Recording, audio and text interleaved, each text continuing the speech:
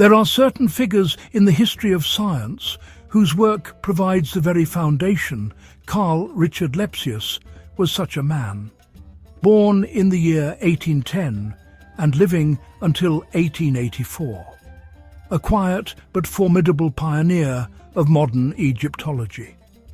He was not a seeker of treasure, but a collector of a far more valuable commodity, information. Not a single dazzling discovery, but a slow, methodical, monumental effort to record, to catalogue, and to understand the civilization of the ancient Nile Valley.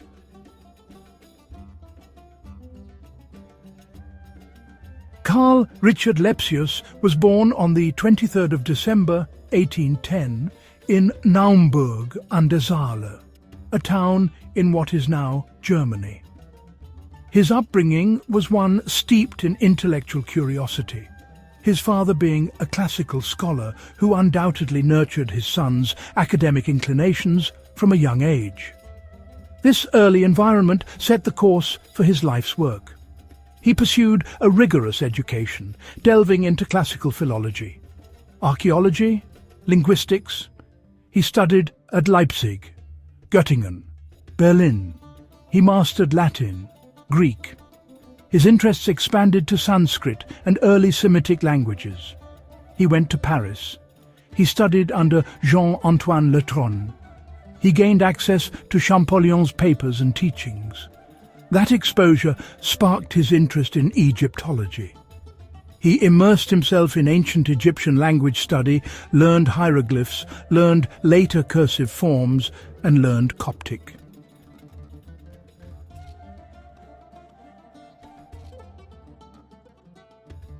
The opportunity for Lepsius to realize his grand ambition came in 1842, on the recommendation of the influential scholar Alexander von Humboldt and Christian Bunsen.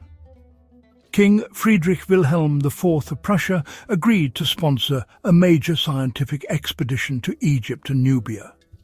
Lepsius, at the age of just 31, was appointed to lead it. This was not a simple tour, but a comprehensive state-funded project with clear scientific objectives. The primary goal was to systematically survey, record, and collect artifacts and information from monuments along the Nile Valley. To effectively create a paper museum of ancient Egypt for scholars across Europe. The team Lepsius assembled showed the breadth of his vision. Scholars, professional artists, draftsmen, architects, and a mould maker. Key members included Ernst Weidenbach and Johann Jakob Frey. They carried the best scientific instruments of the day, surveying tools, cameras, lucida, and vast quantities of paper and ink for making squeezes. Work began in late 1842 and lasted nearly 3 years, until 1845. A slow, methodical progression southwards along the Nile, from the Memphite necropolis through Middle Egypt to the grand temples of Thebes. The team pushed beyond Egypt into Nubia, reaching the Khartoum area and the pyramids and temples of Meroe.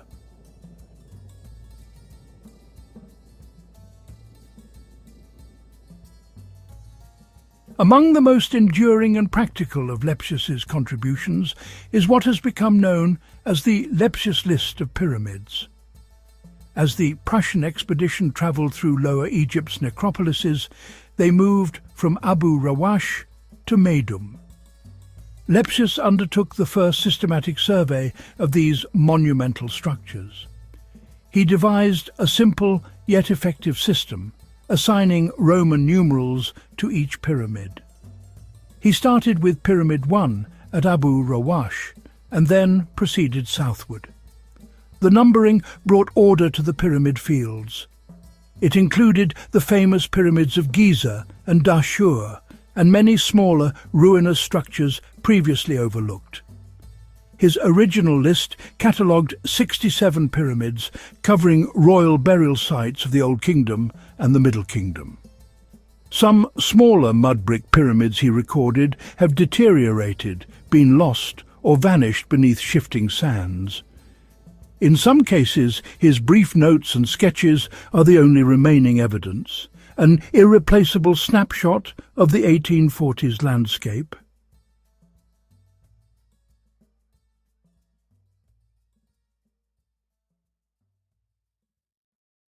Beyond his archaeological work, Lepsius made a profound and lasting contribution to linguistics, a quiet architecture of letters that would shape how scholars heard and rendered the world's voices. He recognized a fundamental problem. There was no consistent scientific method for transcribing the sounds of unwritten or ancient languages, especially those across Africa and Asia. Scholars improvised, accuracy suffered, meaning shifted. European alphabets were ill-equipped to capture many unfamiliar sounds. Guttural, emphatic, tonal. The symbols were few, the phonemes many, the fit imperfect. To solve this, Lepsius produced his standard alphabet for reducing unwritten languages and foreign graphic systems to a uniform orthography in European letters. On its pages, he set out a disciplined scheme, first published in German in 1855, then in English in 1863. Its core principle was simple and exacting. One symbol for every distinct sound.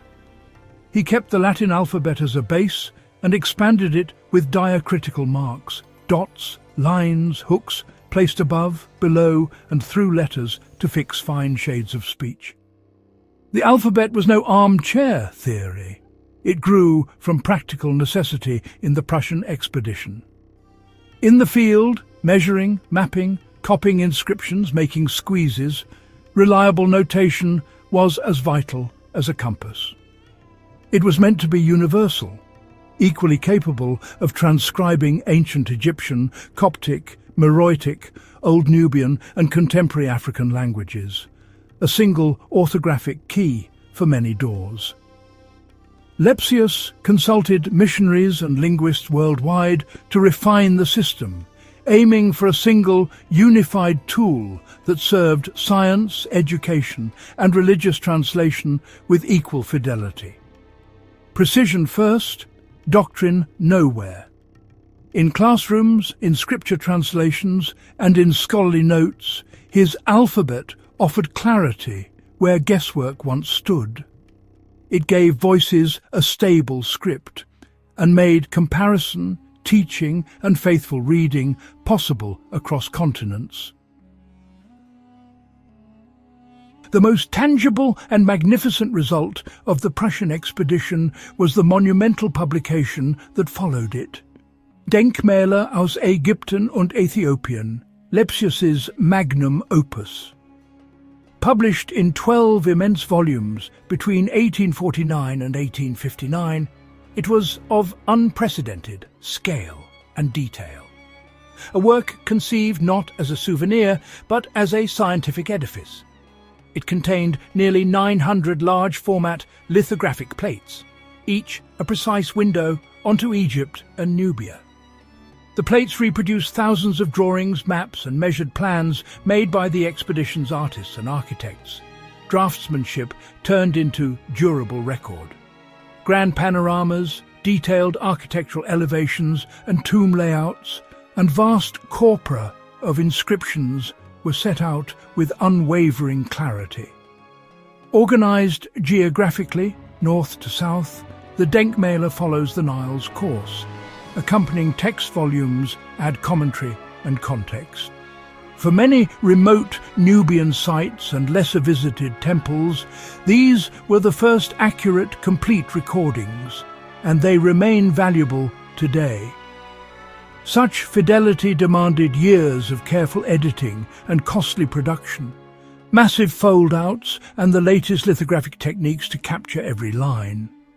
The publication cemented Lepsius's reputation and stood as a testament to Prussian scientific achievement, a foundational corpus for the 19th century and beyond.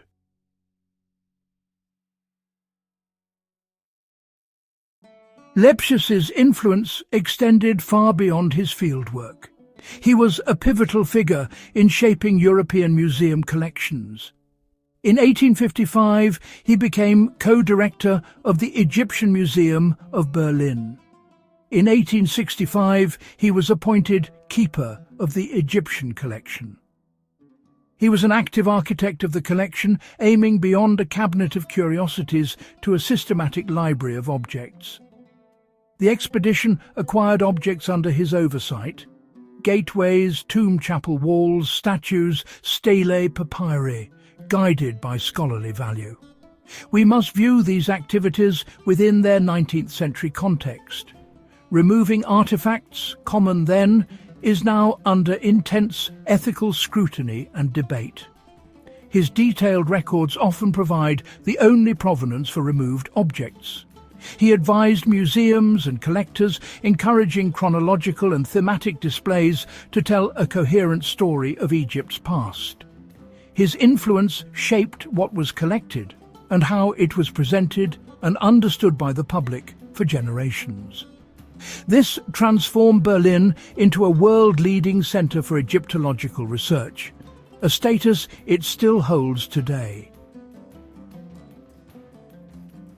At the heart of all of Lepsius's achievements was a philosophy of fieldwork: precision, systematization, comprehensiveness. When he arrived in Egypt, the prevailing approach was often hurried exploration, focused on finding spectacular objects or clearing tombs as quickly as possible. Lepsius introduced a different pace. He understood that the context of an object was just as important as the object itself. The goal was not simply to find things, but to understand and record their relationships to each other and to the landscape. Every site was approached with a clear plan. First, detailed maps, then structures measured and drawn in plan, elevation, and cross-section. Only after the survey did they copy inscriptions, pioneering large-scale use of paper squeezes for fine, three-dimensional impressions.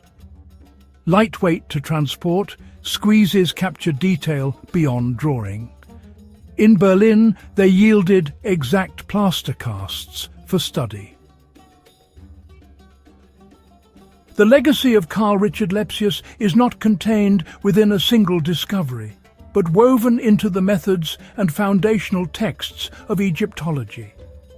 After the expedition, he remained a dominant force through extensive academic work and teaching, his influence living on in pages, plans, and practice.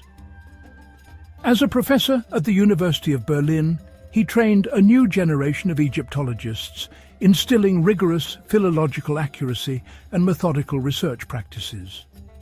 His student, Georg Ebers, became a leading scholar. His student, Adolf Ehrmann, became a leading scholar. Before photography, precise lithographs were the closest thing to being on site. Even after, the drawings clarified faint or damaged reliefs. He worked to reconcile king lists with monument evidence. His Königsbuch der alten Ägypter in 1858 sought a reliable pharaonic chronology. Many conclusions were refined. He was a man of his era, and some interpretations have been superseded. Yet his systematic weighing of sources shaped future chronology. From field notes to printed plates, his method bridged observation and record. Still, the robustness of his data keeps his work useful. Modern scholars return to his drawings, maps, and list of pyramids to re-examine evidence. His greatest legacy, not just answers, but the raw material for new questions and new answers. Karl Richard Lepsius passed away in 1884, leaving behind a field he had irrevocably professionalized. Egyptology reshaped from romantic adventure into a structured academic discipline.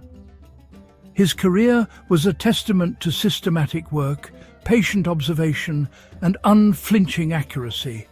Measured drawings, careful notes, context before spectacle, precision that turned exploration into scholarship. He was not a seeker of gold, but a cartographer of history, mapping not only the geography of the Nile Valley, but the landscape of its ancient civilization. When an archaeologist uncovers a new tomb in Saqqara, they will likely consult the Lepsius list to see if he noted any structure there. When a linguist studies a difficult passage, they may turn to the plates for a clearer copy of the inscription. His work serves as a fixed point in time, a snapshot before modern tourism, pollution, and urban expansion. And every student who maps a site or copies an inscription follows in his footsteps. He established a blueprint for scientific fieldwork that new technologies refine but do not replace. Lepsius gave the world a map of stone and script, proving that thousands of careful facts can reveal a civilization's grand story.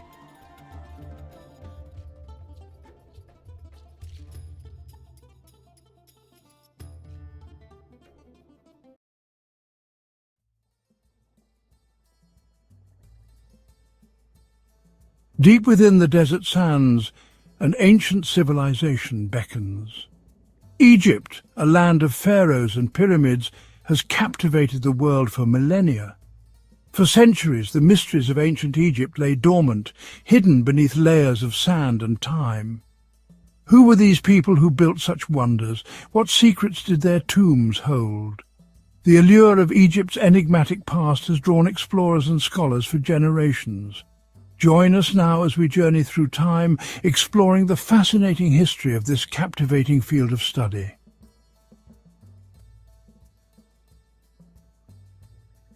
Our exploration begins in antiquity, where early explorers and scholars first attempted to decipher the mysteries of ancient Egypt. We'll delve into the contributions of figures like Thutmose IV, a pharaoh who initiated early restoration efforts at ancient sites. These early pioneers laid the foundation for the formal study of Egyptology. From the deciphering of hieroglyphs to the excavation of forgotten tombs, each discovery has brought us closer to understanding the people and culture of ancient Egypt.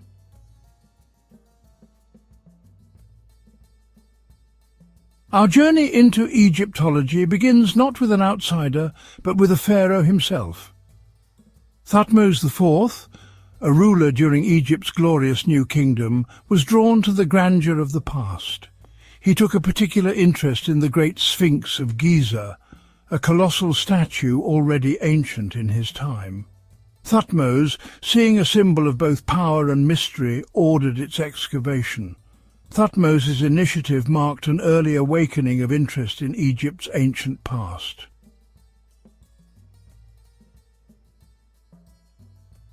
Centuries later, as Egypt fell under the sway of foreign powers, the task of recording its history fell to a man named Manetho. An Egyptian priest living during the Ptolemaic period, Manetho possessed knowledge of both Egyptian and Greek culture. His most significant work was the History of Egypt, a comprehensive chronicle written in Greek.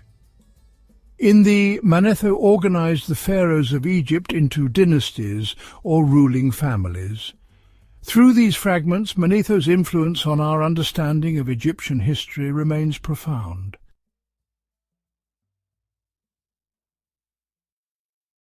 The Ptolemaic period, though marking the end of native pharaonic rule, ironically ushered in a new era of engagement with ancient Egypt. The Ptolemies, keen to legitimize their rule, embraced Egyptian culture and traditions. It was during their reign that the famous Rosetta Stone was created in 196 BC. This accidental find would revolutionize the study of ancient Egypt, paving the way for the decipherment of hieroglyphs and the birth of modern Egyptology.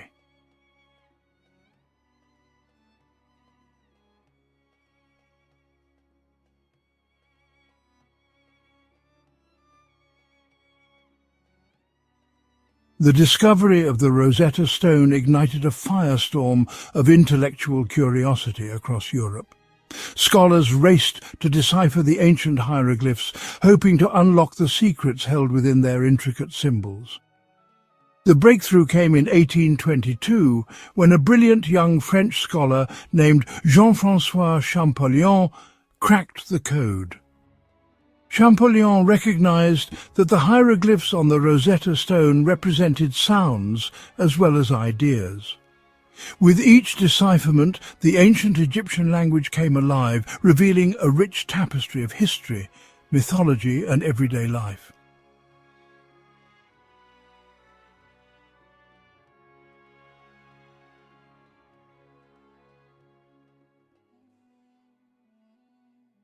While Champollion's work illuminated the written word, a new generation of explorers and archaeologists ventured into the deserts and tombs of Egypt. Among these pioneers was Sir William Matthew Flinders Petrie, a British archaeologist often hailed as the father of scientific archaeology. Petrie revolutionized the field of archaeology with his meticulous approach to excavation and recording. His insistence on recording even the smallest details laid the foundation for modern archaeological practice.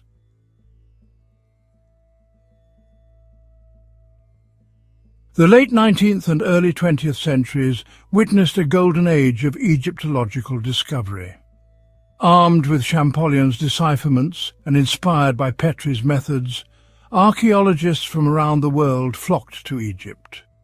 Expeditions unearthed a wealth of artifacts, from colossal statues and intricate jewellery to everyday objects.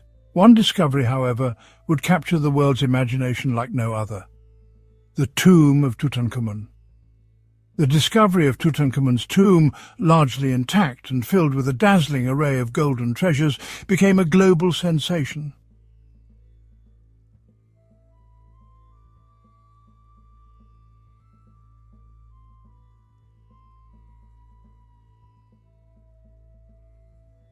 The discovery of Tutankhamun's tomb in 1922 remains a pivotal moment in Egyptology. The world held its breath as Howard Carter peered into the tomb's antechamber. Inside, Carter and his team found over 5,000 artifacts. Golden chariots, carved furniture, alabaster lamps and chests of jewellery filled the tomb. At the heart lay Tutankhamun, his mummified remains in nested coffins, culminating in the iconic golden mask.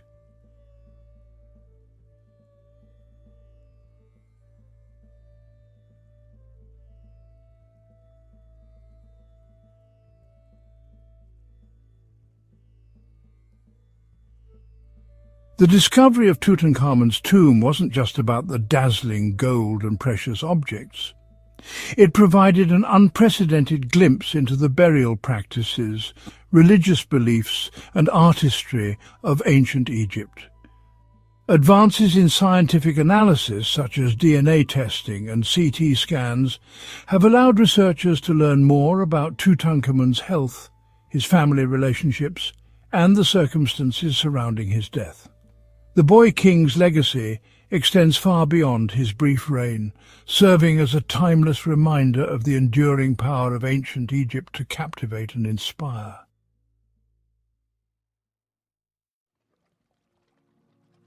Tutankhamun's tomb was just one of many royal tombs in the Valley of the Kings. This valley near Thebes served as the final resting place for New Kingdom pharaohs.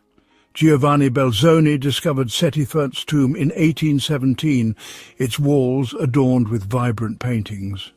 These discoveries have painted a vivid picture of ancient Egyptian beliefs and rituals.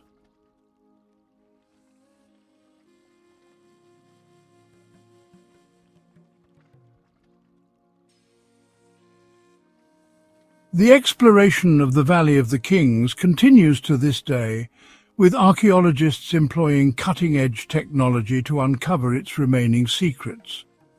Ground-penetrating radar and thermal imaging help locate hidden chambers and passageways. Each new discovery adds another piece to the puzzle, deepening our understanding of the pharaohs who ruled Egypt during its golden age. The dedication and ingenuity of Egyptologists continue to bring its wonders to light, ensuring that the legacy of the pharaohs endures for generations to come.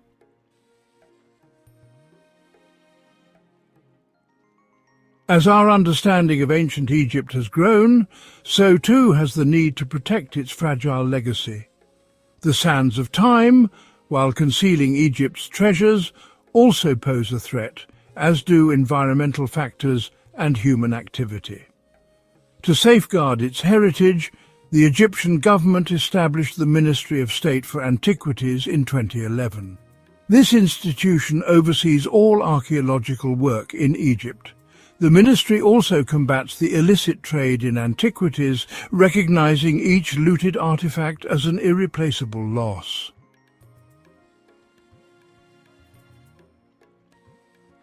Modern Egyptology is a truly collaborative endeavor.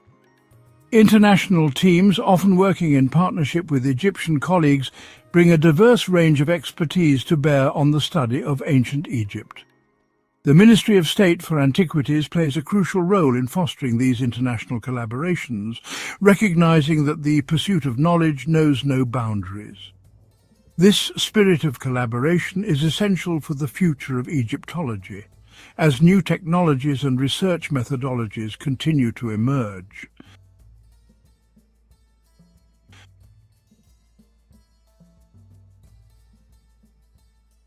Egyptology, though rooted in the study of the past, is a constantly evolving field. New technologies are revolutionizing the way we explore, analyze, and understand ancient Egypt. Ground-penetrating radar allows archaeologists to peer beneath the sands without disturbing the ground, revealing hidden structures and tombs. Satellite imagery helps identify potential archaeological sites from space, guiding researchers to areas of interest. And in the laboratory, DNA analysis and other scientific techniques provide unprecedented insights into the lives, health, and even the appearance of ancient Egyptians.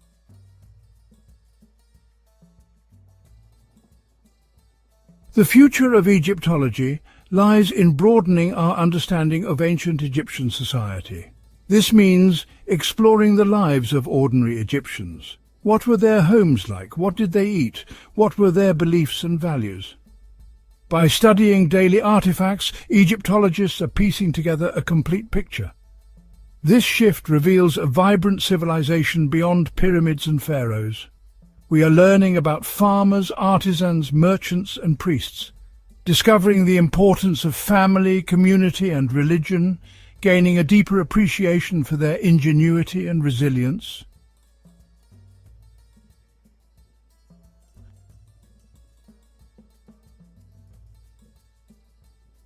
As we delve into Egypt's past, we face a crucial challenge: preserving its fragile heritage for future generations. Climate change, pollution, and mass tourism threaten ancient sites and artifacts. Rising groundwater levels erode the foundations of temples and tombs along the Nile. The number of visitors to sites like the Giza Plateau strains these ancient structures. Protecting Egypt's heritage requires a multifaceted approach involving the government, international organizations, and the global community.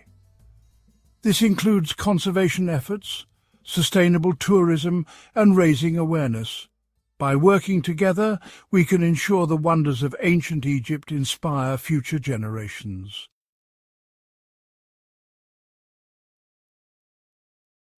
Our journey through Egyptology spans from ancient sands to modern science. We've seen explorers, scholars, and dreamers captivated by ancient Egypt. From restoring the Sphinx to Flinders Petrie's digs, knowledge has been passed down. The Rosetta Stone unlocked the voices of the past. We've stood in awe within Tutankhamun's tomb. Modern technology is revolutionizing our understanding of ancient Egypt.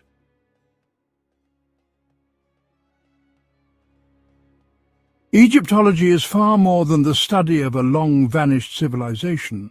It's a testament to human curiosity, our desire to understand our place in time. The echoes of ancient Egypt resonate through art, architecture and language, reminding us that the past shapes who we are. The legacy of the pharaohs lives on in our quest to unravel their mysteries. As long as there are questions to be answered, Egyptology will continue to thrive. The sands of Egypt still hold many secrets, and each generation of explorers uncovers them, adding their own chapter to Egyptology's story. Beneath the North African night, the Milky Way flows overhead, a celestial river that shaped the destiny of ancient Egypt. For Egyptians, the stars were more than distant lights. They were guides, gods, and the very clockwork of existence. Along the Nile, they looked to the sky to understand the rhythms of their world. Long before pyramids, Egyptians were astronomers tracking the moon, constellations and the cycles of the heavens. The sky was a divine map, essential for survival, faith and prosperity. Their observations predicted the Nile's floods, aligned monuments and created a remarkably accurate calendar. The heavens offered order and the promise of renewal in a chaotic world. Join us as we journey from ancient stone circles to star-aligned temples, uncovering how practical needs evolved into a spiritual cosmology. The legacy of Egypt's stargazers endures in the way we understand our sky today. In ancient Egypt, science and religion were inseparable. The sky was home to gods, and celestial bodies their manifestations. The sun god Ra, the moon god Thoth, and the immortal stars shaped every aspect of life. Predicting the Nile's flood was vital, and the heliacal rising of Sirius or Sopdet became the cornerstone of their calendar. Egyptians created a 365-day calendar, organizing agriculture, festivals and construction with cosmic precision. Astronomy was the engine of the state, the heart of religion and the foundation of the economy. The pharaoh's authority depended on maintaining Ma'at, the cosmic order reflected in the heavens. From farmers to priests, all Egyptians lived by the rhythms of the stars. Understanding this connection unlocks the secrets of Egypt's enduring civilization. Egyptian astronomy began long before the pharaohs in the Green Sahara at Nabta Playa, where ancient people arranged stones to mirror the sky. These megaliths, predating Stonehenge, are among the world's oldest observatories. Over time, astronomical knowledge grew, culminating in the star-aligned pyramids of Giza, resurrection machines guiding pharaohs to the heavens. Temples like Karnak became cosmic instruments aligned to the solstice sun. Astronomy legitimized power and inspired awe. In Alexandria, Egyptian, Greek and Babylonian traditions merged, making it the scientific capital of the ancient world. Here, Ptolemy wrote the Almagest, shaping Western astronomy for centuries. Egypt's conversation with the stars left a legacy that endures to this day. To trace Egyptian astronomy's roots, we journey to a time when the Sahara was green and alive. Nomadic herders, guided by the stars, used the sky as compass and calendar. The sun, moon and constellations dictated migrations and survival. This was not formal science, but deep intuitive knowledge passed through generations. Celestial signals marked the coming rains and changing seasons. As the Sahara dried, these people migrated to the Nile, bringing their cattle, pottery, beliefs, and their astronomical wisdom. This knowledge, forged on the savannah, became foundational for Nile Valley civilization.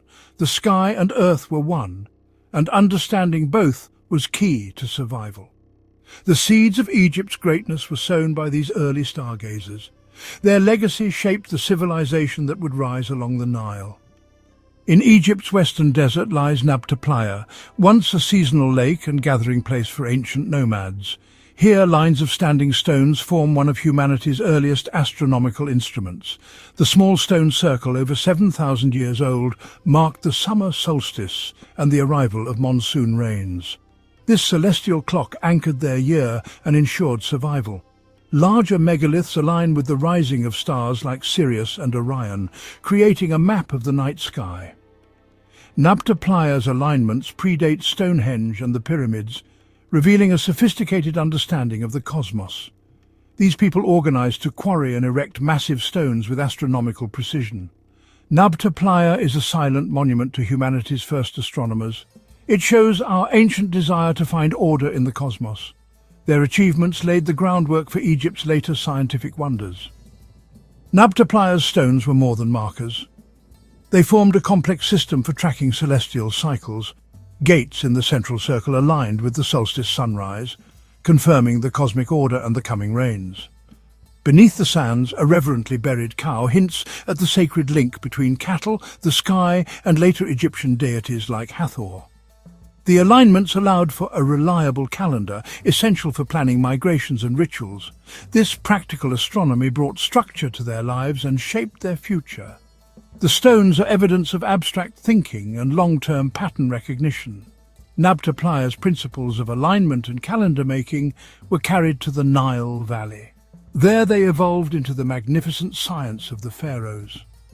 The journey from desert stones to cosmic temples began here, under the ancient stars. The story of Nabta Playa and its stargazing inhabitants does not end in the desert. Around 3,800 BCE, the climate of North Africa shifted dramatically. The monsoons that had sustained the Green Sahara retreated south, and the land began its final transformation into the arid desert we know today. This profound environmental change forced a great migration. The cattle-herding peoples of the western oases packed up their belongings and moved east towards the one place where life could still flourish on a grand scale: the fertile, well-watered corridor of the Nile River Valley. This was a pivotal moment in human history. These migrants were not primitive hunter-gatherers. They were a people with a rich cultural and intellectual heritage. They brought with them their domesticated cattle, their sophisticated pottery techniques, and their complex social structures. Most importantly, they carried in their collective memory a deep and practical knowledge of the stars. This astronomical legacy, developed over countless generations in the open expanse of the savannah, would now be applied to a new environment with a different set of challenges and opportunities. The rhythm of life was no longer dictated by monsoon rains, but by the annual inundation of the great river. The astronomical skills honed at Nabta Playa proved to be perfectly adaptable. The need to predict the seasonal rains was replaced by the even more critical need to predict the Nile's flood. The ancient observers noticed that the flood arrived each year shortly after the star Sirius, the brightest star in the sky, reappeared at dawn. They applied their calendar-making skills to this new celestial event, creating the 365-day civil calendar that would become a hallmark of Egyptian civilization. The practice of aligning structures to the solstices and key stars, first seen in the desert stone circles, would evolve into the precise orientation of temples and pyramids. Thus, the prehistoric astronomy of the Sahara Desert did not vanish. It was transformed. It became the bedrock upon which the pharaonic state was built. The cattle cults of the desert may have evolved into the worship of celestial deities like Hathor and Nut. The chiefs who could interpret the heavens likely became the first priests and rulers. The legacy of Nabta Playa is therefore profound.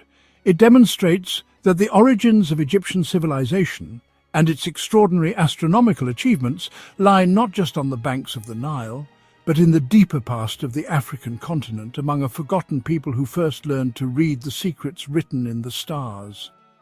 As cultures unified along the Nile, astronomical knowledge shaped their state. They needed a calendar to govern their agricultural society. Building on traditions, they created a calendar.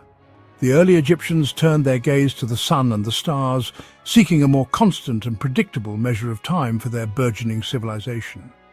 They observed the solar year was approximately 365 days long. The year was divided into 12 months of 30 days, plus 5 extra days for deities' birthdays. This calendar was consistent, aiding officials in calculations. This system united Egypt under a predictable rhythm. The year reflected the Nile's agricultural cycle. The Egyptians knew their 365-day calendar was not perfect and would slowly drift out of sync with the seasons. They used the star Sirius, which they called Sopdet, to reliably signal the start of the Nile's annual flooding.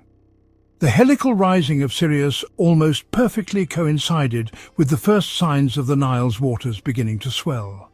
The star's reappearance was the true New Year's Day, announcing the season of inundation. Her rising was a moment of immense religious significance, celebrated with festivals and rituals. The careful tracking of Sopdet's rising allowed the Egyptians to understand the slow drift of their calendar. The northern celestial pole held profound significance for the ancient Egyptians. They looked north to stars that never set, circling endlessly. These circumpolar stars symbolized eternity. The Egyptians called them the Ikimusek, the unwearying ones, the celestial destiny of the Pharaohs. The Great Pyramid was aligned to the North Star Thuban. A shaft pointed to Thuban, a pathway for the Pharaoh's soul to join the imperishable stars. This mapping was critical to their understanding of the cosmos. The North was the realm of eternity. This celestial map gave the Egyptians a sense of place within a divine universe. Dynastic astronomy was about formulating a comprehensive worldview, explaining the universe and humanity's place within it. For the ancient Egyptians, the organizing principle of everything was Ma'at, embodying truth, justice, balance, and cosmic order. Ma'at was the divine force that kept the universe functioning correctly. It ensured the sun would rise, the Nile would flood, and the stars would remain in their courses. The pharaoh was the earthly guarantor of Ma'at. His primary duty was to maintain this divine order. The daily journey of the sun god Ra across the sky, the monthly phases of the moon, and the annual return of Sopdet were all powerful demonstrations that the cosmic order was being upheld. Therefore, the study of astronomy was a sacred duty.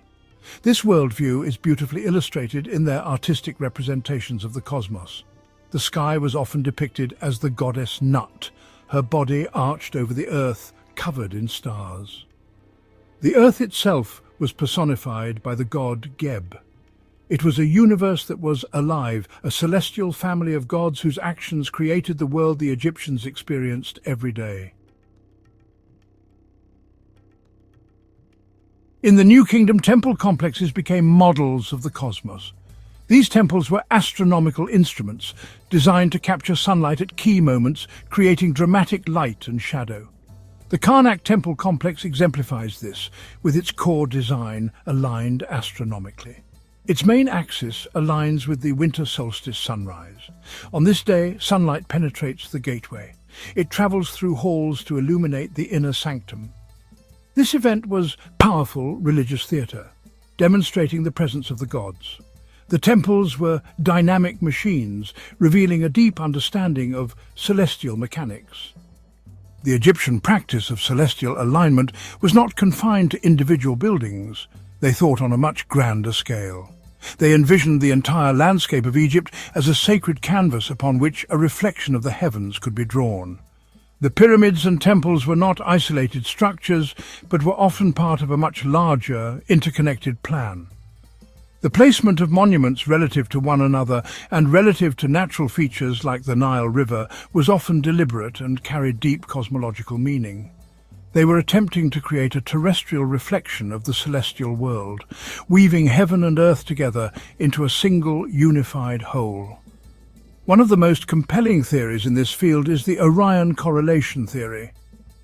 This hypothesis suggests that the layout of the three main pyramids on the Giza Plateau was intentionally designed to mirror the three stars in the belt of the constellation Orion. Not only does the arrangement of the pyramids match the arrangement of the stars, but the relative brightness of the stars seems to be reflected in the relative sizes of the pyramids. Furthermore, the Nile River, flowing alongside the Giza Plateau, corresponds to the position of the Milky Way, the celestial river, in the sky relative to the constellation of Orion. This creates a breathtakingly ambitious star map on the ground. This concept of as above, so below was central to the Egyptian worldview. By recreating the pattern of the stars on the land, They were anchoring the divine order of the heavens firmly in their own kingdom. The land of Egypt would thus become a living embodiment of Ma'at, a place of perfect cosmic harmony. This sacred geography reinforced the divine nature of the kingdom and the legitimacy of the pharaoh who ruled over it. Walking through this landscape was like walking through the cosmos itself, with every temple and pyramid serving as a gateway to a specific celestial region or divine power. Whether every alignment was intentional is still debated by scholars, but the evidence for large-scale celestial planning is undeniable. From the solstitial alignments of Karnak to the stellar shafts of Khufu's pyramid, it is clear that the ancient Egyptians possessed a sophisticated, three-dimensional understanding of astronomy. They applied this knowledge not just to tell time or predict floods, but to shape their entire world. They built a civilization that was not just located on the earth, but was a conscious and deliberate reflection of the heavens, a kingdom aligned with the eternal and majestic rhythms of the universe. Within the temples, priests dedicated their lives to the sky. The Imai Unut, or hour watchers, were keepers of celestial knowledge. From rooftops they scanned the stars, using star clocks to track the movement of decans. They watched for celestial events, meticulously recording observations to fix dates of festivals. The hour watchers ensured celebrations happened at auspicious moments. They interpreted the divine language of the stars, ensuring Egypt navigated time in harmony with the cosmos. The Egyptian fascination with the cosmos extended powerfully into the realm of the dead. The tomb was not simply a final resting place. It was a microcosm of the universe designed to ensure a successful journey in the afterlife. The walls and ceilings of tombs were often decorated with elaborate astronomical scenes. These were functional cosmic maps, celestial guidebooks for the soul. Walking into a tomb is like stepping into another universe. The ceilings are often painted a deep, dark blue, representing the night sky. Upon this celestial canvas are painted the constellations, depicted as gods and goddesses. These images provided a map, allowing the soul to navigate the darkness. They were a practical guide for the afterlife, but they also had a powerful magical function. By depicting the eternal nature of the cosmos, the Egyptians believed they could bestow that same immortality upon the deceased. The daily journey of the sun god Ra was a model for the pharaoh's own resurrection. These tomb paintings provide us with a direct window into the Egyptian understanding of the cosmos. The tomb became a sealed copy of the universe where the cycles of time would play out for eternity.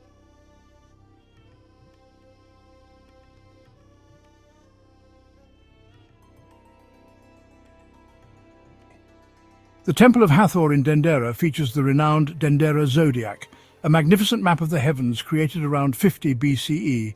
It represents a fusion of Egyptian astronomy with Greek and Babylonian ideas. The zodiac is a circular bas-relief featuring familiar constellations. It blends traditions, incorporating new knowledge while retaining its unique character.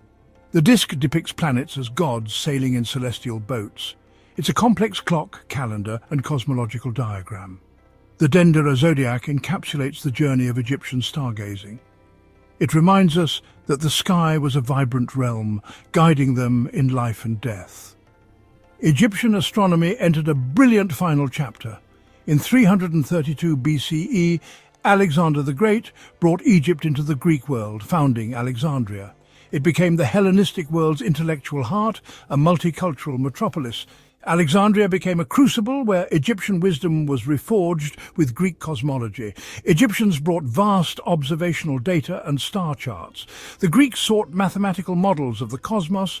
Babylonian astronomy added mathematical prowess. Scholars combined Egyptian, Greek, and Babylonian traditions. The Museum and Great Library was a research institute. Scholars like Eratosthenes and Hipparchus worked here.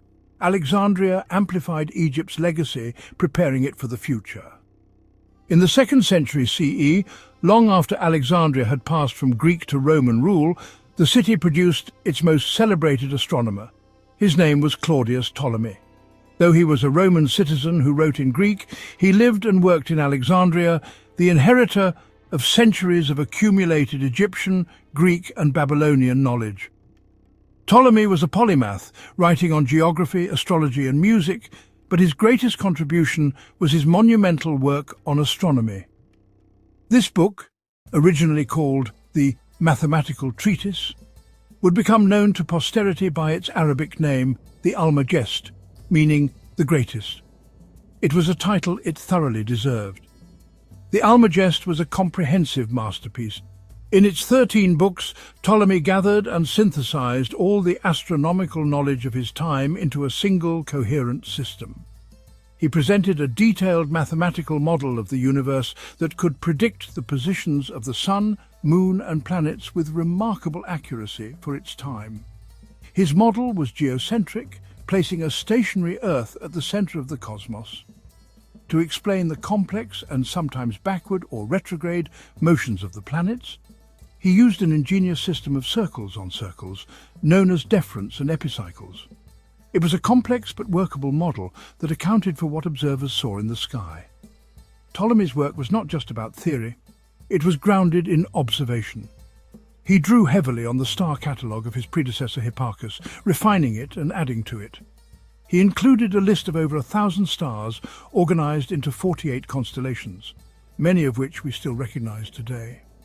The Almagest provided tables that allowed users to compute the positions of celestial bodies for any given date.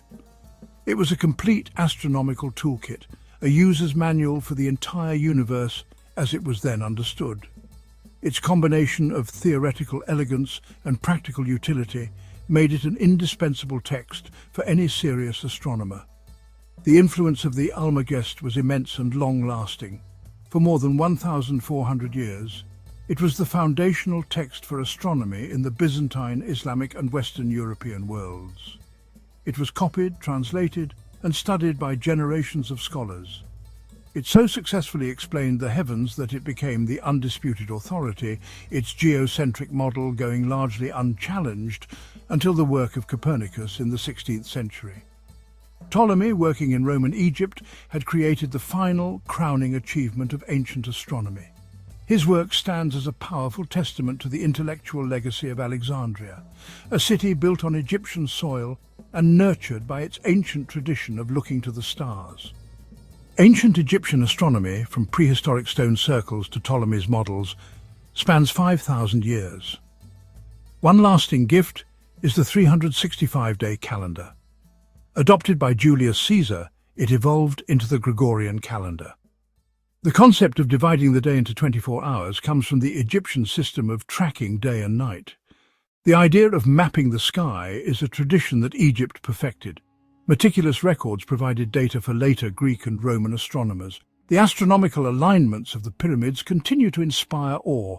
They remind us of a civilization seeking harmony between earthly existence and the cosmic order. The greatest legacy is the spirit of inquiry, finding meaning in the night sky. From the stones of Nabta Playa to the libraries of Alexandria, ancient Egyptian astronomy reveals humanity's quest for its place in the universe. Etched into Egypt's landscape, from star-aligned pyramids to sun-drenched temples, it wove together agriculture, religion and the state, guided by the stars. Their contributions echo today. Our calendar descends from their 365-day system. The 24-hour day has roots in temple hour watches. The cosmos, as an ordered place, was embodied in Ma'at, the divine order. This culminated in Ptolemy's Almagest, defining the Western universe for a millennium. Knowledge of the pharaohs became the foundation for the future. The light of Sopdet became a beacon of knowledge. When we look up, we see through ancient Egyptian eyes. Their cosmic perspective endures, connecting us to those first stargazers on the Nile.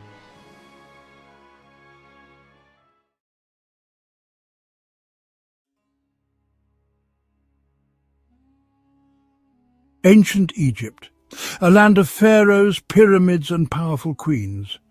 Among them, Nefertari stands out. She was the great royal wife of Ramses II. Her name echoes through time. She is considered one of Egypt's most significant queens. Her reign marked a period of immense cultural and architectural flourishing. Her legacy is intertwined with her husband's. She played a prominent role in shaping ancient Egyptian history. Her story is one of power, beauty and mystery. We will uncover the mysteries surrounding her origins, story, and we will examine the architectural marvels dedicated to her. Join us on this journey as we unravel the story of Nefertari, a story that continues to intrigue us centuries later.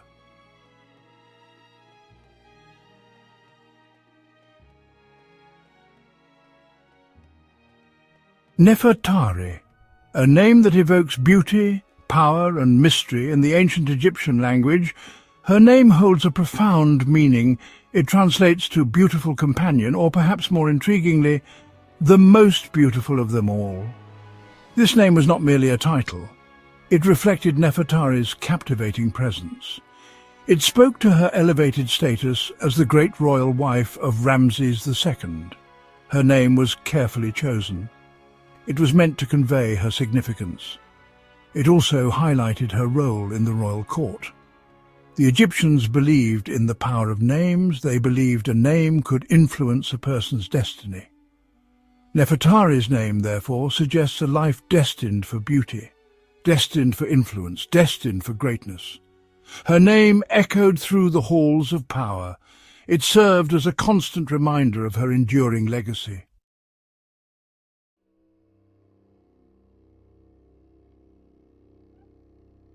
Nefertari's name wasn't simply symbolic.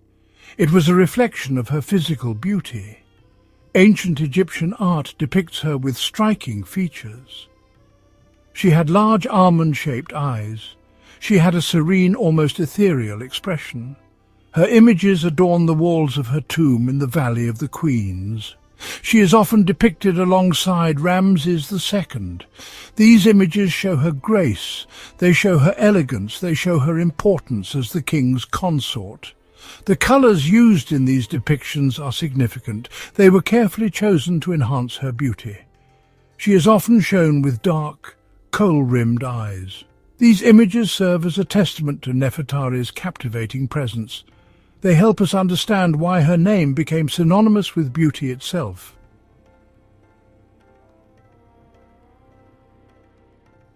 Nefertari's name often appears alongside epithets. These epithets provide further insights into her character. One such epithet was beloved of Mut. Mut was a powerful goddess. She was associated with motherhood. She was associated with protection. She was also associated with kingship. This epithet suggests Nefertari enjoyed a special connection with this important deity. It implies she possessed qualities that were admired by the goddess. These qualities might have included grace, compassion, and wisdom. The epithet beloved of Mut also highlights Nefertari's religious piety. It emphasizes her role as a link between the pharaoh and the divine. This role was crucial in maintaining order. It also maintained prosperity within the kingdom.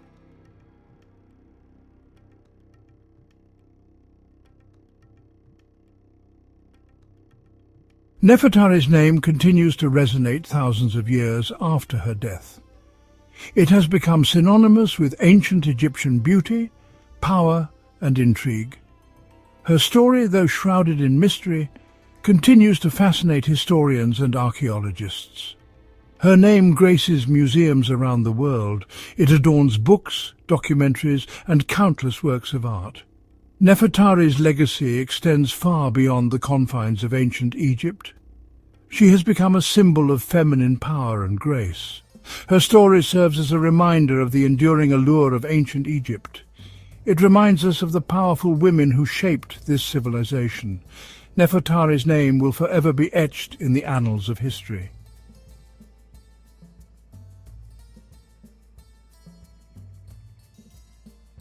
Nefertari's origins remain shrouded in mystery.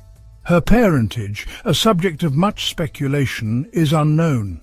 No definitive records exist to shed light on her family background. This lack of information only adds to her enigmatic aura. The sands of time have obscured much of ancient Egyptian history. Royal records were sometimes incomplete or deliberately altered for political purposes. It's possible that Nefertari's lineage was intentionally erased, or perhaps the records were lost to the ravages of time. This absence of concrete evidence has fueled numerous theories and interpretations.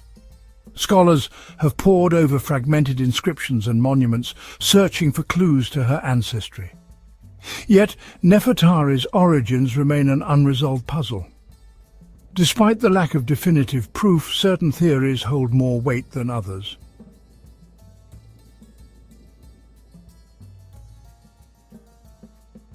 Some scholars believe Nefertari came from a noble family. This theory is based on her elevated status and the grandeur of her tomb. It's unlikely that a woman of humble origins would have been bestowed with such honours. Her marriage to Ramses II further supports this notion. Ramses II, known for his ambition and desire to solidify his power, would have sought a wife of noble lineage, a wife who could enhance his own prestige and legitimacy.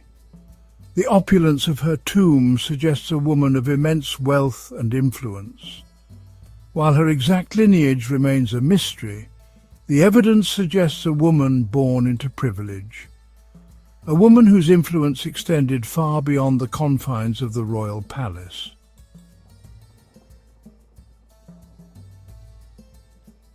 Adding to the intrigue, some scholars propose a connection between Nefertari and the previous ruling dynasty, the 18th dynasty. This theory centers around a possible familial link to Pharaoh I, Tutankhamun's successor. This theory stems from the discovery of a ring bearing A's cartouche in the tomb of Nefertari's eldest son, Amun-Hakepeshef. While this doesn't confirm a direct lineage, it hints at a possible connection. Perhaps Nefertari was a distant relative of A or his wife. This potential link to the 18th dynasty is tantalizing. It suggests a lineage steeped in power, intrigue, and the legacy of some of Egypt's most renowned rulers.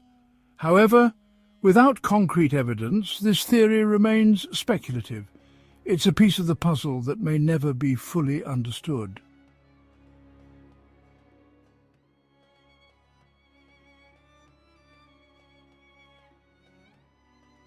Despite the lack of concrete answers, the mystery surrounding Nefertari's origins doesn't diminish her significance. Instead, it adds to her allure. She stands as a testament to the enduring power of ancient Egypt to captivate our imaginations. Her legacy extends beyond her lineage. She was a powerful queen, she was a devoted wife, she was a patron of the arts, she left an indelible mark on Egyptian history.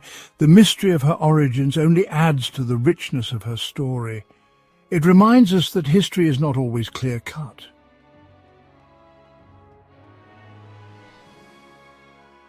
Deep in the heart of Nubia, on the banks of the Nile, stands a testament to love and devotion.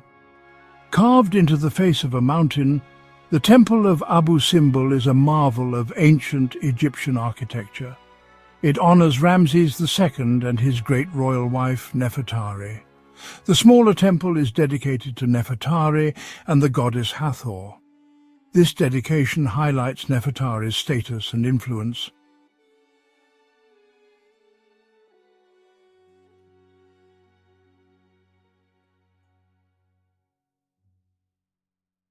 The Temple of Abu Simbel is not just a religious monument. It's also a testament to Ramses II's deep affection for Nefertari. Inscriptions inside the temple declare his love for her in no uncertain terms. The colossal statues of Nefertari that grace the temple's facade are another indication of her importance. These statues, equal in size to those of Ramses II himself, depict her wearing the double crown of Upper and Lower Egypt. This signifies her status as queen and co-ruler alongside her husband. Inside the temple, the walls are adorned with vibrant paintings that depict scenes from Nefertari's life. These images offer a glimpse into the life of a queen who was both powerful and deeply loved. The Temple of Abu Simbel faced a significant threat in the 20th century. The construction of the Aswan High Dam put the entire complex at risk of being submerged beneath the rising waters of Lake Nasser. In a remarkable feat of engineering and international collaboration, UNESCO launched a campaign to save Abu Simbel. Between 1964 and 1968, the entire temple complex was carefully dismantled, moved block by block, and reconstructed on higher ground. This incredible undertaking ensured that future generations could continue to marvel at the splendor of Abu Simbel. Today, the Temple of Abu Simbel stands as a UNESCO World Heritage Site. It attracts visitors from around the globe who come to witness its grandeur, its beauty, and the enduring love story it represents.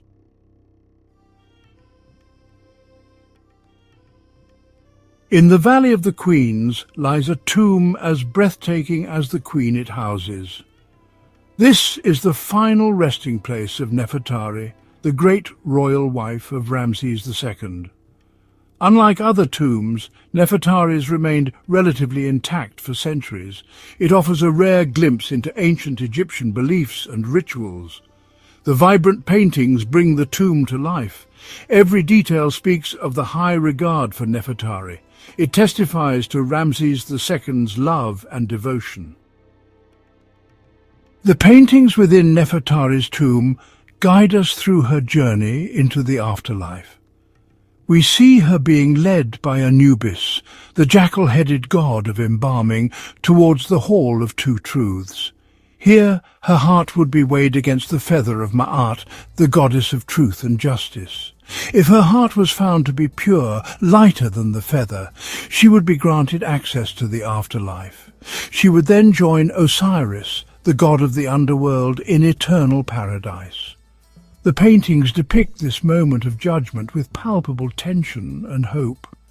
Beyond the Hall of Two Truths, the tomb opens up into a series of chambers, each more elaborately decorated than the last. We see Nefertari making offerings to various deities, her piety and devotion evident in every gesture. These scenes aren't merely decorative. They were meant to magically provide Nefertari with everything she would need in the afterlife. Sadly, Nefertari's tomb, despite its grandeur, couldn't protect her remains from the passage of time and the hands of opportunistic robbers. Her mummy, though initially interred with a wealth of treasures, was disturbed in antiquity. Only fragments of her funerary goods were recovered when the tomb was rediscovered in 1904 by Italian archaeologist Ernesto Schiaparelli. Despite the loss and the ravages of time, the tomb of Nefertari remains a treasure trove of information for Egyptologists. The vibrant paintings, the hieroglyphic inscriptions, the layout of the tomb itself, all offer invaluable insights into ancient Egyptian funerary beliefs, religious practices, and artistic achievements. Nefertari's tomb has become a monument to her memory, a testament to the love of a king, the skill of ancient artisans, and the enduring fascination with ancient Egypt.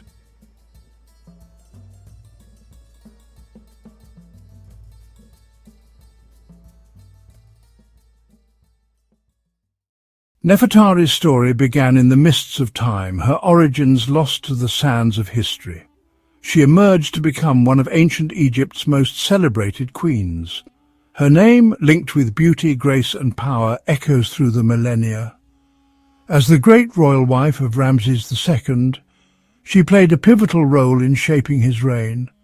The monuments dedicated to her, from Abu Simbel to her tomb in the Valley of the Queens, stand as testaments to the love and admiration she inspired. These structures offer us a glimpse into the opulence and grandeur of her time. Nefertari was a woman of substance. Her tomb inscriptions speak of her intelligence, compassion, and devotion. Nefertari's story reminds us that behind every great pharaoh stood an even greater queen. She challenged the traditional image of queens as passive figures. Her legacy continues to captivate us today. Her name graces museums and books, her image in art and culture. She remains an icon of ancient Egypt. Her story is a testament to love, devotion, and the human spirit.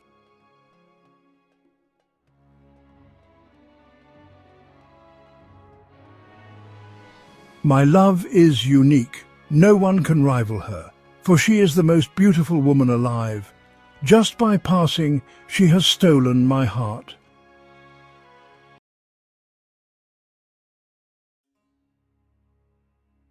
In Luxor, on the east bank of the Nile, stands the Karnak Temple complex, the largest ancient religious site on Earth. For over 2,000 years, pharaohs and priests expanded this sacred city of temples, chapels and obelisks, all dedicated to the Theban triad Amun-Re, Mut and Khonsu. Entering Karnak is stepping into a world shaped by devotion and ambition. At its core lies the great Hypostyle Hall, an architectural marvel that feels built for giants. Imagine leaving the blazing sun for a forest of stone columns, their sheer size humbling all who enter. Sunlight filters from above, illuminating intricate carvings, pharaohs making offerings, scenes of battle and sacred rituals etched with astonishing skill. The hall's design evokes the primeval swamp of creation, with columns like papyrus stalks rising toward a star-painted ceiling. To walk here is to journey through creation itself, connecting the mortal and divine. The great Hypostyle Hall story is woven into the rise of Egypt's new kingdom, a time of power and architectural ambition. Construction began around 1290 BC under Seti I, though earlier rulers may have laid its foundations. Such projects spanned generations. Seti started the hall, but his son, Ramesses II, completed most of the columns and decorations. Ramesses II's cartouches and reliefs dominate the southern half, while later pharaohs added their own marks. The hall's layered history reflects Egypt's enduring devotion to Amun-Re and the temple's central role in state and religion. Building the hall was a slow, deliberate act, mirroring the lasting importance of Karnak itself. Seti, a powerful restorer of Egypt's glory, envisioned the great Hypostyle Hall as a processional way to honour Amun-Re. After Seti's death, Ramesses II, one of history's most prolific builders, completed the hall, filling it with reliefs of his victories and devotion. In ancient Egypt, the pharaoh was credited as the architect, though skilled officials and priests managed the work. The hall's reliefs reveal the transition between Seti's refined, deeply cut carvings and Ramesses' faster, dramatic sunk reliefs. This succession is visible in the art. Seti's work is delicate and detailed, Ramesses' is bold and expansive. The hall stands as a testament to their ambition and the evolving artistry of their reigns. Each pharaoh's additions reinforced their divine authority and left a lasting mark on Karnak's legacy. The result is a monument that embodies both continuity and change in Egypt's golden age. The great Hypostyle Hall's genius lies in its scale and manipulation of space and light. Spanning over 5,000 square meters, it contains 134 colossal columns in 16 rows, creating a stone forest that dwarfs visitors. The central nave, flanked by 2 rows of 12 towering columns with open papyrus capitals, soars to 21 meters. The remaining 122 columns, shorter and capped with closed buds, line the side aisles. This height difference allowed for clerestory windows, stone grilles that let sunlight pierce the gloom, spotlighting the processional path. Light and shadow were used to focus attention and evoke mystery, enhancing the hall's sanctity. Massive sandstone blocks were transported by river and raised with earthen ramps, a feat of ancient engineering. As construction advanced, ramps were raised, stones set, and artists followed to carve and paint the exposed surfaces. The hall's design was both practical and symbolic, representing the cosmos and the journey from chaos to order. Every architectural choice reinforced the connection between the pharaoh, the gods, and the universe. The result is a space that inspires awe and reverence even millennia later. Karnak was Egypt's religious capital, the earthly seat of Amun-Re, whose power was tied to the pharaoh's own. Known as the most select of places, it was seen as the world's point of creation. The temple complex wielded immense economic and political power, employing thousands and rivaling the pharaoh in influence. The great Hypostyle Hall served as a grand processional entrance to Amun's inner sanctum, a threshold between the public and the sacred. During festivals, the pharaoh and priests led processions through the illuminated nave, while commoners glimpsed the rites from the shadowy aisles. Every relief reinforces the pharaoh's role as divine intermediary, making offerings and receiving power from Amun-Re. The hall was both a spiritual centre and a monumental statement of royal legitimacy. Its carvings immortalised the sacred bond between king and god, ensuring order and prosperity. The hall's walls and columns are a visual library, chronicling Egypt's history and theology in stone. Reliefs depict Seti I's and Ramesses II's military triumphs, chariots, captives, and the legendary Battle of Kadesh, serving as royal propaganda. Inside, religious scenes show pharaohs making offerings to Amun-Re, Mut, Khonsu, and other gods, repeated in rhythmic patterns. Hieroglyphic texts record titles, prayers, and even the world's earliest known peace treaty between Ramesses and the Hittites. These carvings document not just events, but the sacred duties of kingship, ensuring divine favour for eternity. The hall's inscriptions are a treasure trove for Egyptologists, revealing the rituals, politics, and diplomacy of the new kingdom. Every surface tells a story of war, worship, and the eternal quest for order. The hall's art is both a record and a ritual, perpetually enacting Egypt's cosmic drama. For millennia, the great Hypostyle Hall stood resilient, but in 1899, disaster struck. 11 massive columns on the northern side collapsed, their fall echoing across Karnak. The culprit centuries of Nile floods had weakened the sandstone foundations, while salt crystals from groundwater slowly crumbled the stone. A particularly high flood finally tipped the balance, toppling the columns. The collapse was a tragedy, but it sparked a new era of conservation. French engineer Georges Legrand led a pioneering restoration, numbering each fragment and rebuilding the columns on reinforced foundations. This meticulous work saved the hall and set standards for modern archaeological preservation. The restoration revealed the hall's vulnerabilities and its enduring strength. Today the hall stands as both a marvel of ancient engineering and a triumph of modern conservation. The hall holds secrets beyond its grandeur. Traces of ancient artists' red and black paint, revealing the creative process behind the carvings. Later graffiti, from Coptic crosses to 19th century travellers' names, tells of the hall's afterlife as a place of worship and wonder. The hall's alignment and clerestory windows allowed sunlight to mark solstices, integrating architecture with astronomy and ritual.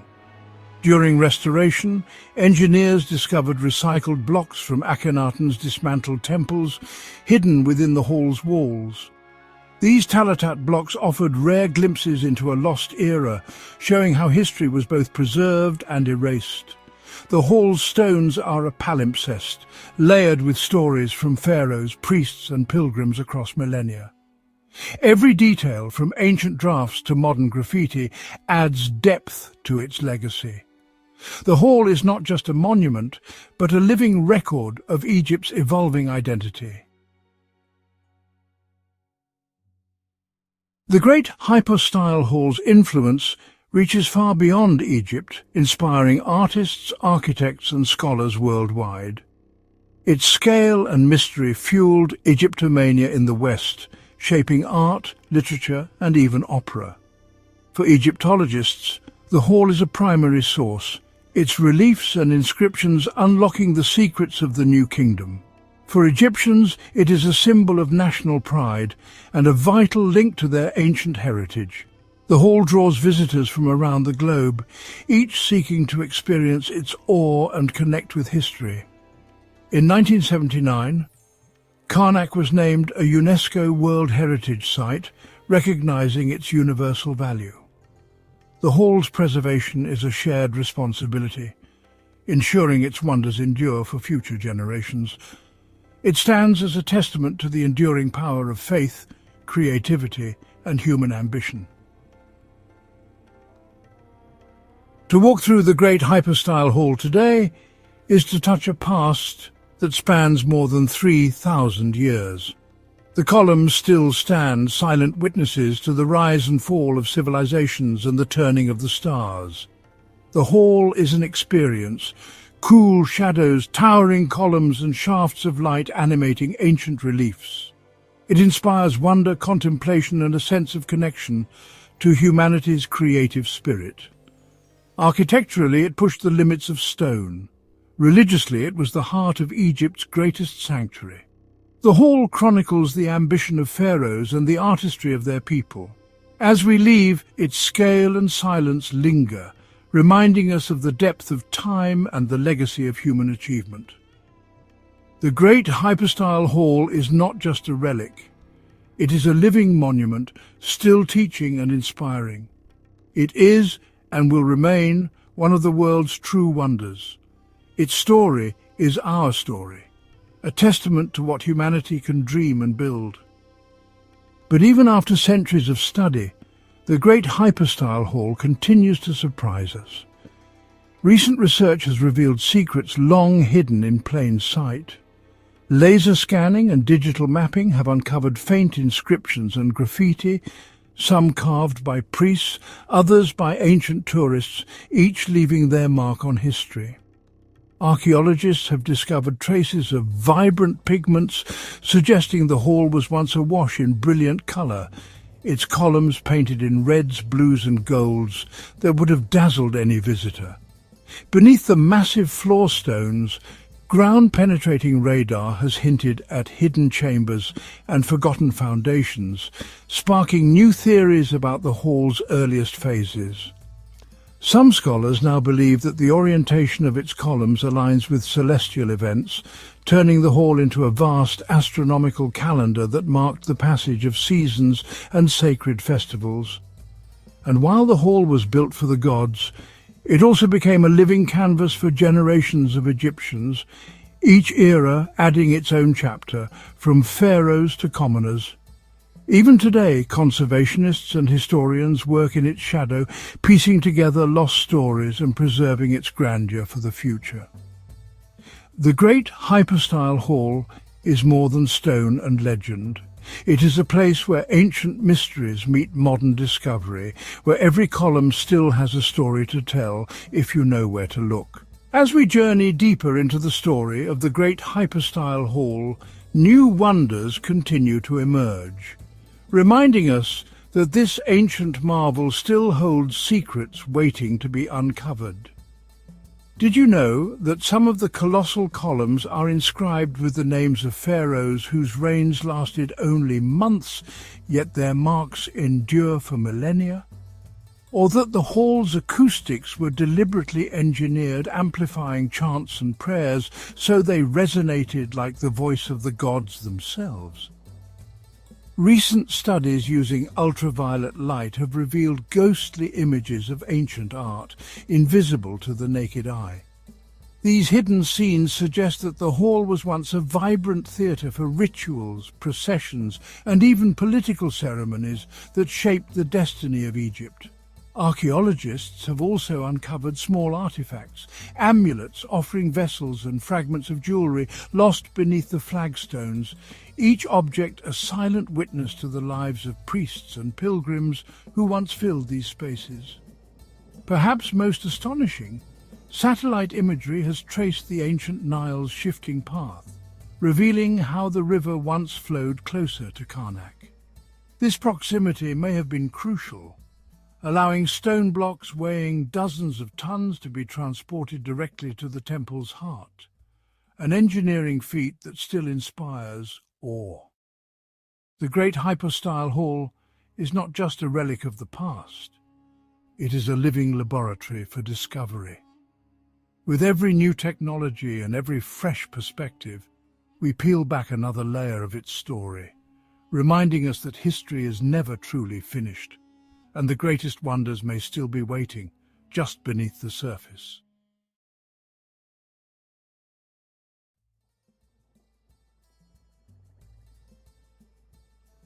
Deep in the annals of time, long before the pyramids pierced the sky, there existed a period shrouded in mystery and wonder. We journey back to the land of the Nile, thousands of years before the rise of the First Dynasty, to a time known as Pre-dynastic Egypt. From roughly 6000 to 3150 BC, this era witnessed the birth of Egyptian civilization, a period of profound cultural and technological advancements. Imagine a land untouched by the grandeur of the later dynasties, a time when small villages dotted the Nile Valley. The Nile, the lifeblood of Egypt, played a pivotal role in shaping their destiny, providing fertile land for cultivation and a vital artery for trade and communication.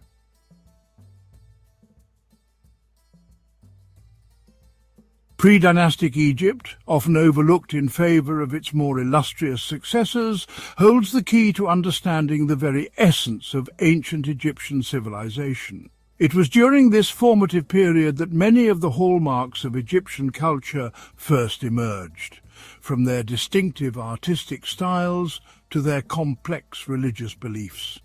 Their innovations in agriculture, their mastery of craft, and their early forays into social organization laid the foundation for the rise of one of the most enduring and influential civilizations the world has ever known. The legacy of pre-dynastic Egypt is not merely confined to dusty artifacts and crumbling ruins. It is a testament to the enduring power of human ingenuity. From the humble farmers and artisans to the powerful chieftains who shaped the destiny of their people, we will uncover the stories that illuminate the dawn of Egyptian civilization.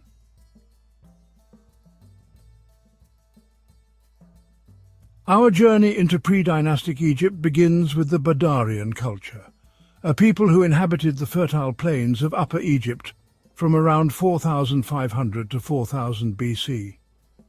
Named after the archaeological site of El Badari, where their remains were first unearthed, the Badarian people represent one of the earliest identifiable cultures in this ancient land. These were skilled farmers, cultivating crops such as wheat and barley along the banks of the Nile, their lives intertwined with the ebb and flow of the great river. Their pottery in particular stands as a testament to their artistic skills and technological prowess.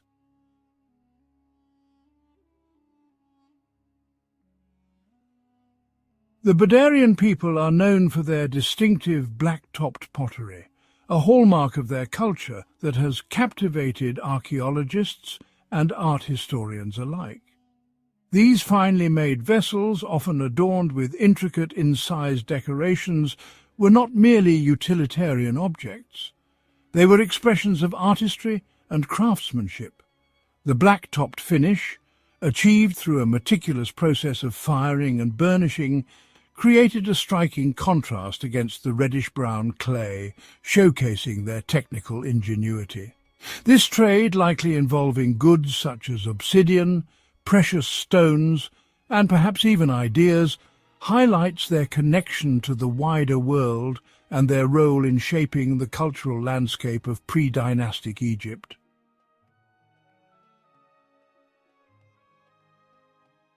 Life and death in the Badarian world offer us fascinating insights into their belief systems.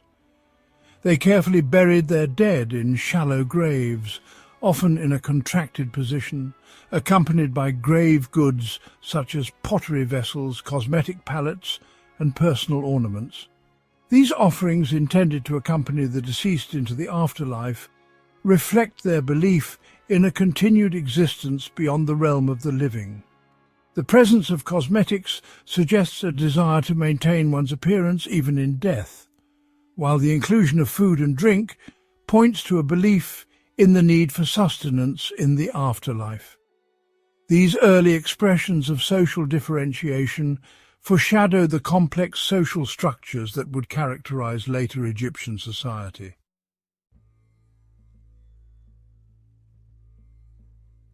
As we delve deeper into pre-dynastic Egypt, we encounter the Naqada culture, named after the modern city of Naqada, where their remains were first discovered.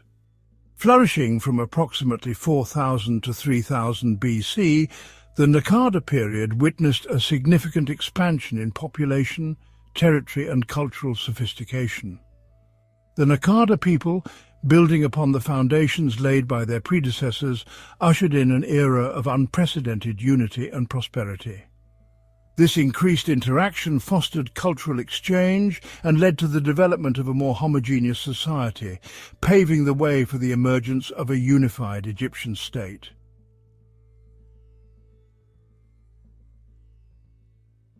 The Naqada period witnessed a remarkable flourishing of art and craftsmanship, evident in their exquisitely crafted pottery, intricate jewellery and elaborate cosmetics. Naqada pottery, distinct from its Badarian predecessor, featured a wider range of shapes and sizes, often adorned with elaborate painted decorations. These paintings offer a glimpse into their daily lives, depicting scenes of hunting, fishing, religious rituals, and even warfare. The discovery of copper tools and weapons signifies a shift towards more advanced technologies and the growing importance of warfare in their society.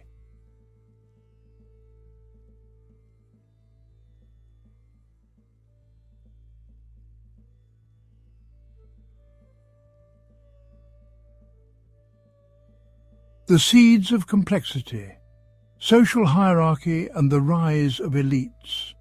As the Naqada culture flourished, so too did the complexities of their social structure. Evidence suggests a growing disparity in wealth and status, with an elite class emerging to dominate the social hierarchy. This is reflected in the increasingly elaborate burials of this period, with some individuals interred in large mud-brick tombs accompanied by a wealth of grave goods. This disparity in burial practices points to a growing social stratification and the emergence of a powerful ruling class who controlled resources and commanded authority. The seeds of complexity sown during the Naqada era would blossom into the sophisticated political and social structures that characterized ancient Egyptian civilization for centuries to come.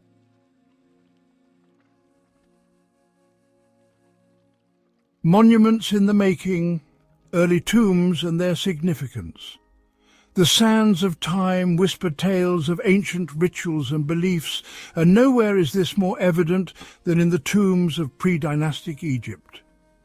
Unlike the shallow pit graves of the earlier Badarian period, Naqada tombs began to display a greater degree of architectural complexity. Constructed from mud brick, these tombs often featured multiple chambers, providing ample space for the deceased and their funerary offerings.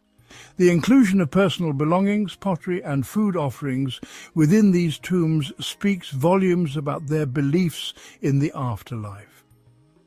These early tombs, therefore, serve as tangible expressions of their evolving cosmology and their reverence for the dead.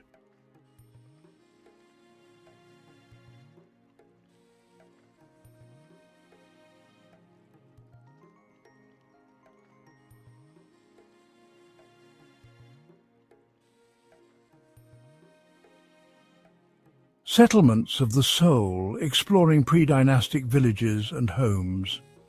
Beyond the realm of the dead, the settlements of the living provide further insights into the social fabric and daily lives of pre-dynastic Egyptians. Clustered along the banks of the Nile, these villages, often fortified for protection, served as hubs of agricultural activity and community life. Crafted from mud brick, the houses of this era, though simple in design, reveal a remarkable degree of practicality and resourcefulness. These settlements offer a glimpse into the social dynamics, economic activities and domestic routines that shaped the lives of these early Egyptians.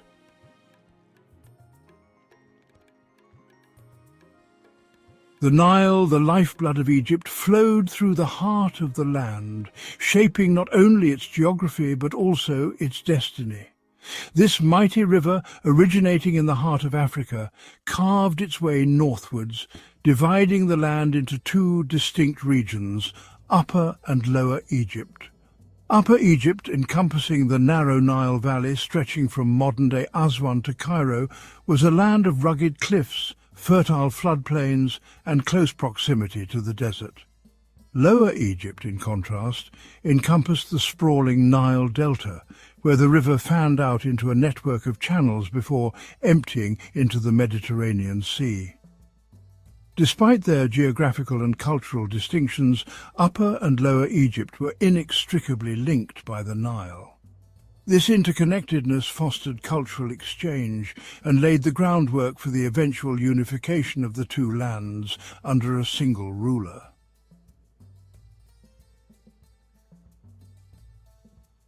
Upper Egypt, often referred to as Tashamau, meaning land of reeds or land of the south, was characterized by its rugged terrain and its reliance on the annual flooding of the Nile for agriculture. The rich black silt deposited by the receding floodwaters known as Kemet gave the land its fertility and earned Egypt its ancient name, Kemet, the Black Land.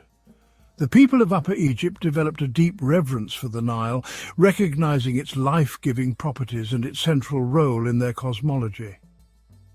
This artistic tradition, evident in their pottery, rock art and early forms of hieroglyphic writing, reflects their connection to their environment and their unique cultural identity.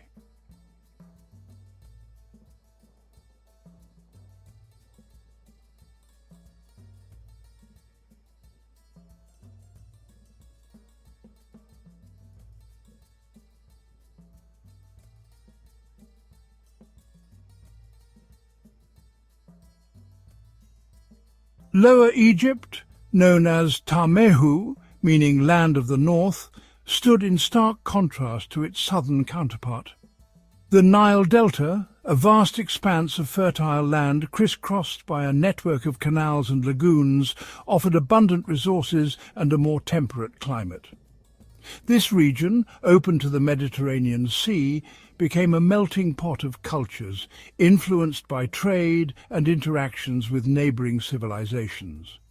The people of Lower Egypt, surrounded by water, developed a close relationship with the sea and its bounty.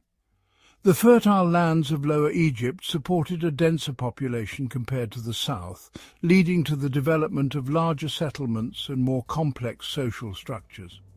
The abundance of resources and the opportunities for trade fostered economic prosperity and cultural exchange, making Lower Egypt a hub of innovation and artistic expression.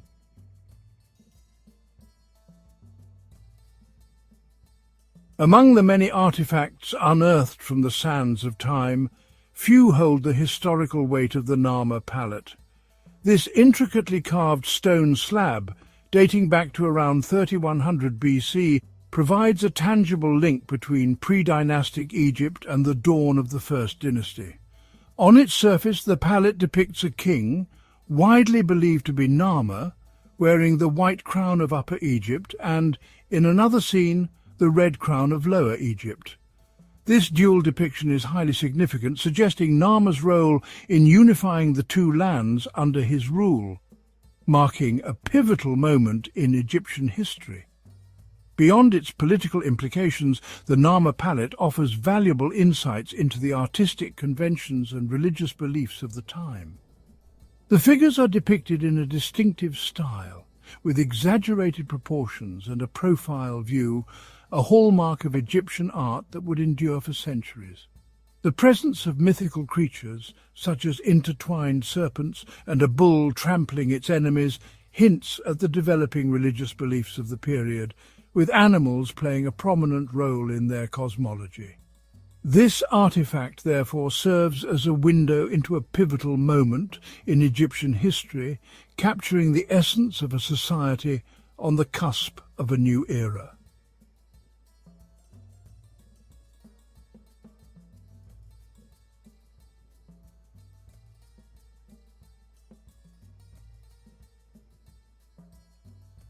Pre-dynastic Egypt's ingenuity and resilience laid the groundwork for one of history's most enduring civilizations. From Badarian culture to Naqada societies, their innovations in agriculture, pottery and metalworking paved the way for the pharaohs. Their legacy is a testament to human creativity, shaping the course of history.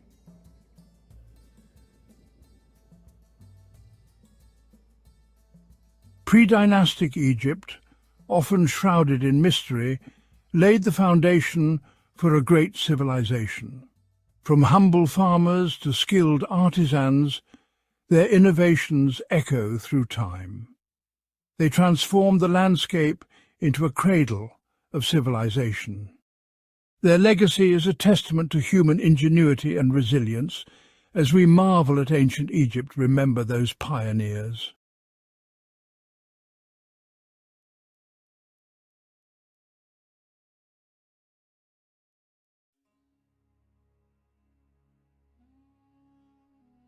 Johann Burckhardt, a name synonymous with exploration and discovery, was born in Switzerland in 1784. He grew up in a privileged family, receiving a classical education that ignited a passion for history and languages. Burckhardt's thirst for knowledge extended beyond the confines of Europe. He yearned to explore the distant lands of the Orient, captivated by their ancient civilizations and rich cultures. Little did he know that his name would be etched in history as a pioneer of exploration, forever linked to the rediscovery of some of the world's most awe-inspiring archaeological treasures. Burckhardt's early years were marked by a deep fascination with the world beyond his Swiss homeland. He devoured tales of adventure and exploration, his imagination ignited by the accounts of early travellers. His academic pursuits reflected this thirst for knowledge, excelling in his studies of history, geography and languages. These disciplines provided him with a strong foundation, equipping him with the tools necessary to navigate the complexities of the Orient. With each passing year, his desire to experience these distant lands firsthand grew stronger, setting the stage for an extraordinary life of exploration and discovery. Burckhardt's family, while supportive of his academic pursuits, held reservations about his ambitions to travel to the east. The region was perceived as dangerous and unpredictable, fraught with risks that worried his loved ones. However, Burckhardt's determination remained unwavering. He understood the challenges that lay ahead but was undeterred. His resolve to explore the Orient, to immerse himself in its cultures and uncover its secrets, fueled his determination to overcome any obstacle in his path. This unwavering spirit would serve him well in the years to come, guiding him through the triumphs and tribulations of his extraordinary journeys. Determined to realize his dreams, Burckhardt embarked on a period of rigorous preparation. He journeyed to London in 1806, immersing himself in the city's intellectual circles. He honed his Arabic language skills at Cambridge, recognizing the importance of mastering local dialects to navigate the complexities of communication in the East. This linguistic dedication was not merely academic, it was a testament to Burckhardt's respect for the cultures he sought to engage with. His studies went beyond language acquisition, encompassing a deep dive into the history, customs and religious practices of the Arab world. He delved into the accounts of previous explorers, scrutinizing their successes and failures, gleaning valuable insights from their experiences. Burckhardt recognized that knowledge, particularly cultural sensitivity, would be his greatest asset in navigating the challenges of the Orient. His preparations were meticulous, reflecting a blend of academic rigor and practical wisdom, shaping him into an explorer uniquely equipped for the journey ahead. In 1809, under the auspices of the African Association, a London-based organization dedicated to exploring the African continent, Burckhardt embarked on his journey to Cairo. This marked the beginning of his transformation from a scholar into an explorer, stepping out of the libraries and lecture halls and into the heart of the unknown. The voyage to Cairo was arduous, fraught with the challenges of sea travel during that era. Yet, Burckhardt faced each obstacle with unwavering determination, his spirit buoyed by the knowledge that he was one step closer to realizing his lifelong dream. His arrival in Cairo marked the beginning of his immersive experience in the Arab world. He dedicated himself to perfecting his Arabic, adopting local customs, and immersing himself in the rhythms of life along the Nile. He understood that to truly connect with the people and places he aimed to explore, he needed to blend in, to shed the persona of a European outsider and embrace the guise of a traveler who respected and appreciated the nuances of their culture. This commitment to cultural immersion would prove invaluable in the years to come, enabling him to gain access to places and people that had remained hidden from the outside world. Donning the persona of Sheikh Ibrahim ibn Abdallah, a guise meticulously crafted to blend into local communities, Burckhardt embarked on his exploration of the Ottoman Empire's southern regions. This strategic adoption of a local identity was essential for his safety and success.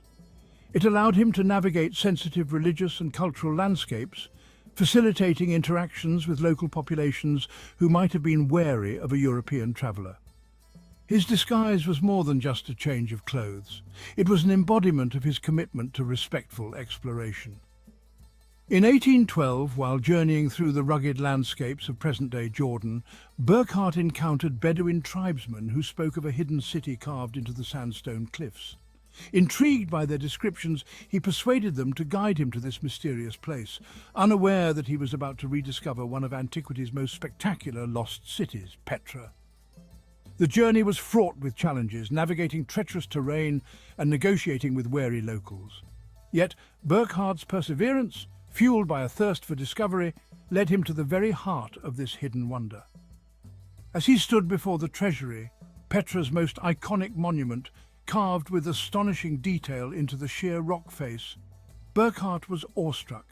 He meticulously documented the ruins, sketching detailed drawings and recording intricate measurements. He recognized the historical significance of his discovery, understanding that he was rediscovering a lost civilization, a testament to the ingenuity and artistry of the Nabatean people. His meticulous documentation, carried out under the guise of a simple traveler, would prove crucial in reintroducing Petra to the world. Despite his awe at the grandeur of Petra, Burckhardt remained committed to his assumed identity. He knew that revealing his true purpose could jeopardize his safety and limit his access to other hidden treasures. He feigned disinterest, downplaying the significance of the ruins to avoid arousing suspicion. This act of calculated indifference, a testament to his adaptability and quick thinking, allowed him to complete his exploration of Petra and continue his journey, carrying with him the knowledge of a rediscovered wonder that would captivate the world's imagination. Burckhardt's journey continued southward, leading him to Egypt, a land steeped in ancient history. He immersed himself in the study of hieroglyphics, recognizing the importance of deciphering these ancient scripts to unlock the secrets of Egypt's past. His linguistic talents, honed through years of dedicated study, proved invaluable as he grappled with the complexities of this ancient writing system. His efforts, while preliminary, contributed to the growing field of Egyptology, laying the groundwork for future scholars who would ultimately crack the code of hieroglyphics. In 1813, while travelling along the Nile, Burckhardt's attention was drawn to tales of colossal statues buried in the sand near the village of Abu Simbel. Intrigued, he ventured into the desert, guided by local stories and rumours. His perseverance was rewarded when he stumbled upon the awe-inspiring temple complex of Abu Simbel, half buried by the shifting sands of time. The sight of these colossal statues, carved with such grandeur and scale, left him speechless. He recognized the historical significance of his discovery, understanding that he was standing before a monument of unparalleled grandeur, a testament to the power and ambition of Pharaoh Ramesses II. He meticulously documented the site, his detailed descriptions and sketches capturing the magnificence of the temple complex. Burckhardt's discovery at Abu Simbel, alongside his rediscovery of Petra, cemented his legacy as a pioneer of archaeology, a man who brought to light some of the ancient world's most spectacular treasures. Despite the challenges he faced, the scorching heat, the unforgiving terrain, and the constant need to maintain his assumed identity, Burckhardt's spirit never wavered. He pressed on, driven by an insatiable curiosity and a profound respect for the cultures he encountered. His journey through Egypt was more than just a geographical exploration. It was a testament to the power of human curiosity. A journey that revealed the enduring allure of ancient civilizations and the thrill of uncovering their hidden wonders.